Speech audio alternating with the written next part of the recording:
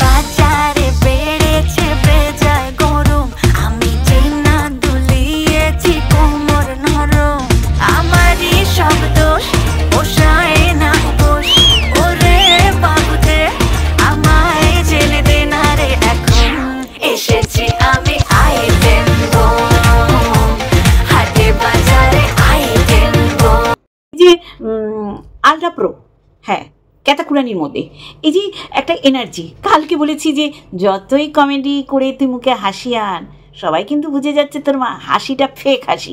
যে মানে দালাল দায়িত্ব নিয়ে গতকাল এরম বলেছিল, এর নিজের লোকেরাই একে এমন বাঁশ দিচ্ছে না, ও চেষ্টা করেও ক্যাতাকুরানির এগেনস্টে কিছু বলতে পারবে না। কে হিলিকা দিদি, কে পিলিকা দিদি নাম করে করেই বলছে যে এরা ক্যাথার হয়ে একে বাঁশ দিচ্ছে, একে প্রতিনিয়ত কমেন্ট বক্সে হুমকি দিচ্ছে, ওয়ার্নিং দিচ্ছে যে তুমি আর যার এগেনস্টে বলো, ক্যাথার এগেনস্টে বলতে পারবে না।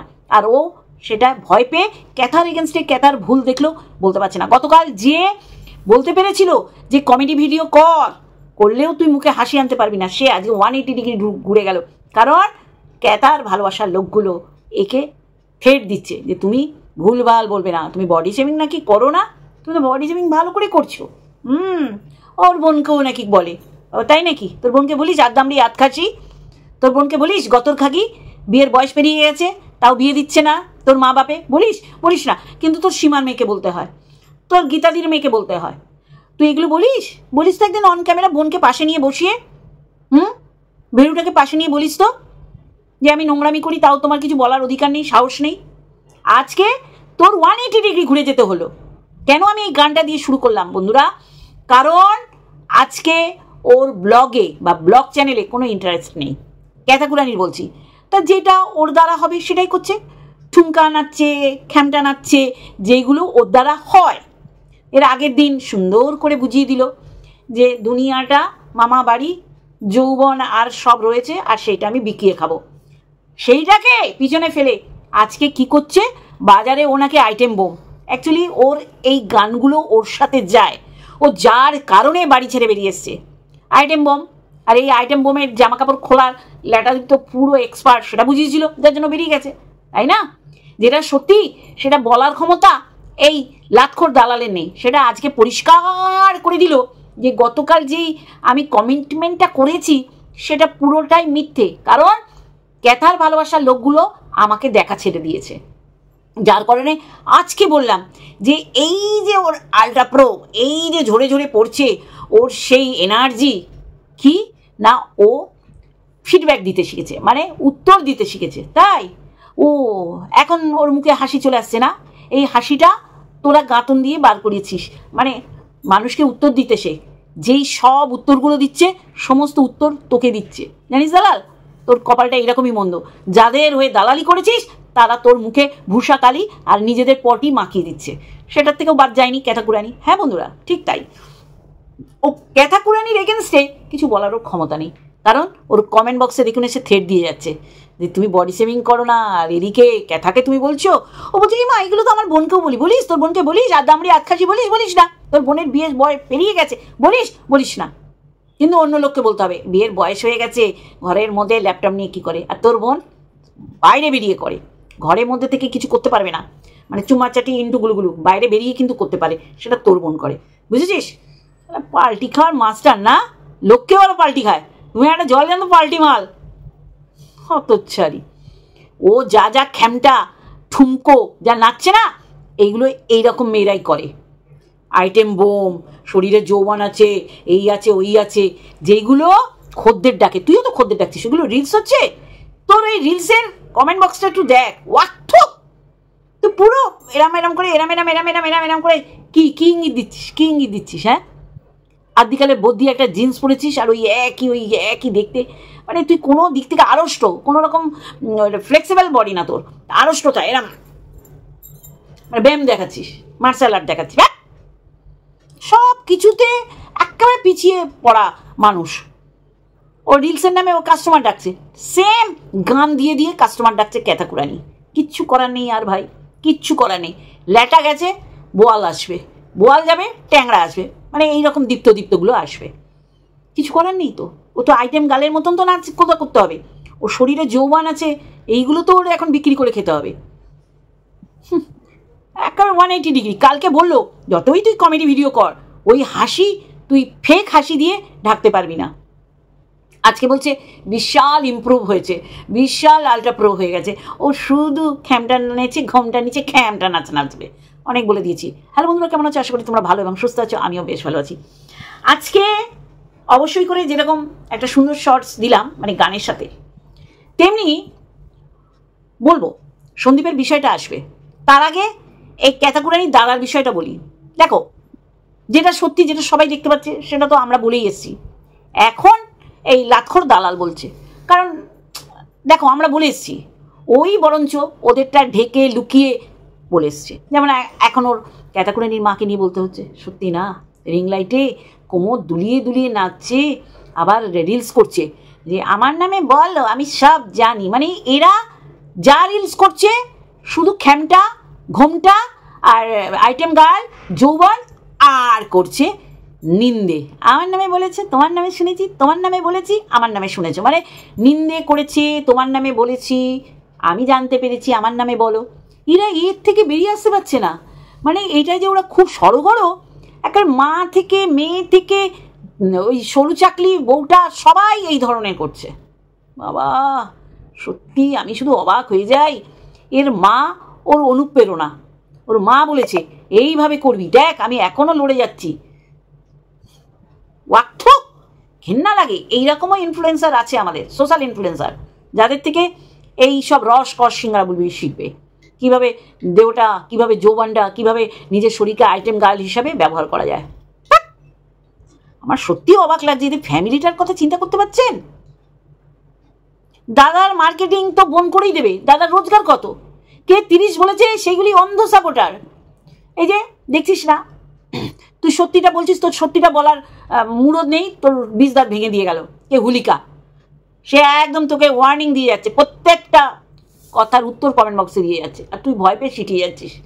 তুই নাকি নিরপেক্ষ, রিয়েলি নিরপেক্ষ?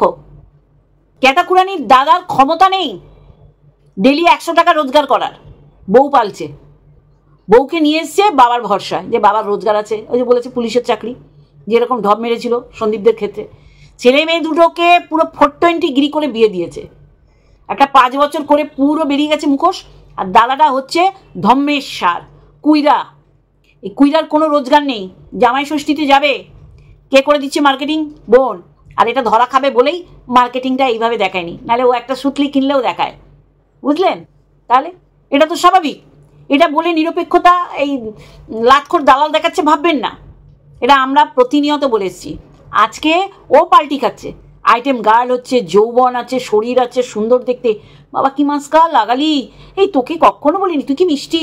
আচ্ছা সত্যি করে বলবেন, ওকে ওই চটকদারি, ও কিন্তু নিখুঁত সুন্দরী না, একে মাস্কা লাগাচ্ছে এই লাতখোর দালাল। তোকে দেখতে সুন্দর, দেখতে সুন্দর কাকে বলে? যার টিকালো নাক হবে, নাকটা তো ছোট্ট বড়ি, বড়ি দিলে যেমন হয় সেই ছোট্ট বড়ি, চোখগুলো তো ক্ষুদ্র, আর গালের শেপ কি।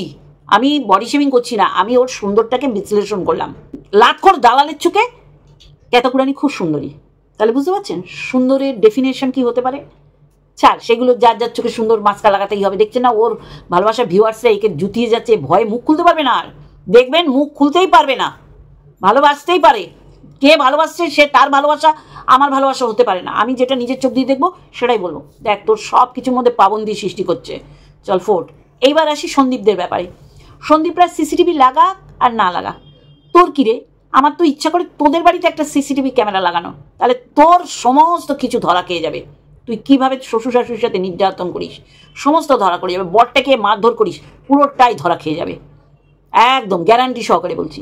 আর ওদের বাড়িতে কি করবে? ওরা স্বচ্ছ, ওরা ওপেন, যেটা বলে সেটা ভেতরও ট্রান্সপারেন্ট ওদের জীবন। সিসিটিভি ক্যামেরা লাগানোর ক্ষমতা থাকতে হবে রে, ক্ষমতা বলতে মাল করি না, এই যে এই রকম যে যা কিছু হবে সিসিটিভি ক্যামেরায়। আর কি বলছে, সিসিটিভি ক্যামেরাটা রিকভারির আগে লাগালে তাহলে ধরা খেত যে ও মার খেয়েছে কিনা। যার জন্যে বন্ধুরা আমার আবার নতুন করে দিতে হচ্ছে। বেশ কিছুটা আমি তুলে ধরেছি রিকভারির দিন, যেই দিন সন্দীপ শুরু করেছে যে আমাকে মেরেছে, আর মারার ফলে গ্রামের সমস্ত লোক এক কাট্টা হয়ে ওর বাবার দিকে কুদে গেছিল, দেখবেন সব আমি তুলে ধরেছি। পুলিশরা বাধ্য হয়েছে সন্দীপকে বলতে যে আপনারা গ্রাম্যবাসীকে ঠান্ডা করুন, সমস্তটা তুলে ধরেছি। ও তো মিথ্যে বলছে, সিসিটিভি ক্যামেরার দরকার নেই, লাইভ করে ক্যামেরা বন্দি করেছে সন্দীপ, ক্যামেরা বন্দি করেছে পুরো ঘটনাটা, এমন না ও নিজে কোনো অ্যাপস থেকে এগুলো তৈরি করেছে। দেখে নিন পুরোটা, আবার আসছি। আমাকে গায়ে হাত তুলেছে, তোলার পরে আমার পাড়ার প্রতিবেশী যত গ্রামের যত লোক আছে সব তো এক জায়গায় হয়ে গেছে, তারা তো এখন ওর উপরে খেপে গেছে, বাইরে বের করে নিয়ে এলো, ধমকালো এবার ও গায়ে হাত দেবে এরকম করছে। তো আমি তো সেখানে একটু হেল্প করলাম, আমি বললাম যে এর মধ্যে ঝামেলা গন্ডগোল কিছু করবো না, আমি আমাদের গ্রামের লোকগুলোকে শান্ত করেছি, নাহলে কালকে একটা দুর্ঘটনা হয়তো ওদের সাথে হয়েই যেত, কারণ আমার গায়ে কি করে হাত তোলে ওই পজিশনে। যাই হোক, সব বেরোচ্ছে, সব খোলাঘাটে সব ভেঙে চুরে আর কি নেওয়ার চেষ্টা হচ্ছে। আমাদেরকে যথেষ্ট ধমকেছে, এই যে পুলিশের থেকেও মনে হচ্ছে এনাদেরই বেশি রাজ চলছে এখানে। যাই হোক, আমি তো কম্প্রোমাইজ করার জন্য পুরো রেডি, যেটা তাদের আছে অবশ্যই নেবে, নিশ্চয়ই নেবে না কেন। তো আমার গায়ে যখন হাত তুললো, পাড়া প্রতিবেশী তো প্রচুর মানুষ এক জায়গায় হয়ে গেছিলো আমার বাড়িতে, তো যখন দেখলো যে না এখানে আমার রব চলবে না, পাবলিক আমাকে মেরেও বসতে পারে, তখন গিয়ে চুপ হলো। তো যাই হোক, তারপরে চললো আরও।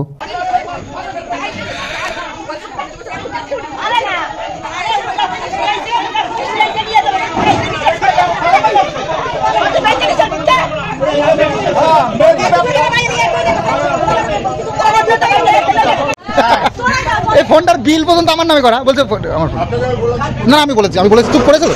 তো গ্রামের প্রচুর লোক এক জায়গায় হয়েছে আজকে, সব দেখলো সামনের উপরেই কি হচ্ছে।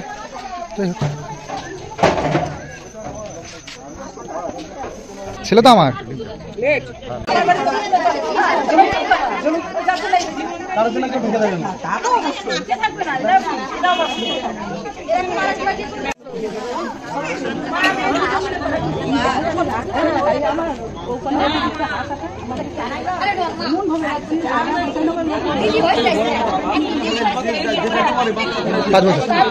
দেখলেন, বুঝলেন? তাহলে ও সিসিটিভি ক্যামেরা চাইছে, পুরো পরিষ্কার কিভাবে ডাকু, ওটা ডাকাত। আমি তো বললাম ফ্যামিলিটাই নষ্ট, অশিক্ষিত। মা লিখেছে সোনা কৃষ্ণনগর যাচ্ছে, সোনা মানে ছেলেকে বলছে, সেই সোনা বানান কি হবে? কানে সোনা, কালীবর্ষা। এরা হচ্ছে মূর্খ, আনএডুকেটেড। এইভাবে মেয়েকে গছিয়ে দিয়েছে সন্দীপের গলায়। আর একটা মানে অর্থনৈতিক দিক থেকে এতটা দুর্বল, মানে গরিব ঘরের মেয়েকে জুড়িয়ে দিয়েছে তার এই তার কাটা লাইফার ছেলের গলায়। বুঝতে পারলেন তো? তাহলে এরা মানুষকে ঠকিয়েছে। এরা কি করে ভালো থাকতে পারে বলুন তো? তার কাটা একটা মাল, বেরোজগারি ছেলে, তার গলায় ঝুলিয়ে দিয়েছে ওই রকম গরিব ঘরের মেয়েটাকে। আর এই মেয়েটাকে, এই যে একদম দাগি মেয়েটাকে জুটিয়ে দিয়েছিল সন্দীপের ঘাড়ে। কি অবস্থা, আমি অবাক হয়ে যাই। হ্যাঁ, ছেলে মেয়ে দুটো প্রত্যেকটা দাগি মাল। তাহলে তাদের কি করে ভালো হয়, আর তাদের ভালো হবে এটা কেন ভাবছেন? দেখেছেন, আইটেম গার্ল হয়ে গেছে। এরপরে কি করবে আপনারা দেখবেন। মা তো রিলসের উপরেই রয়েছে, মা মেয়েকে ছাপিয়ে চলে যাবে, শুধু দেখতে থাকবেন।